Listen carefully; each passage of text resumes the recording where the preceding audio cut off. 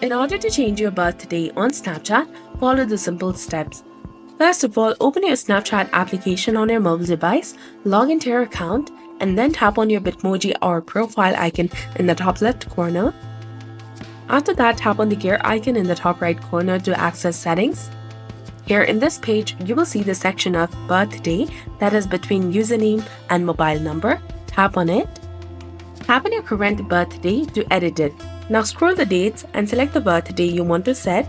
After that, tap on continue that is highlighted in green color and confirm the change. After that, Snapchat will update your birthday. You can only change your birthday a limited number of times, and changing your birthday may impact your astrological sign and birthday related features like the Snapchat birthday charm. And if you attempt to change it too frequently, Snapchat may restrict your ability to edit it. So this was all about it. If you found this guide helpful, please like, share, and subscribe.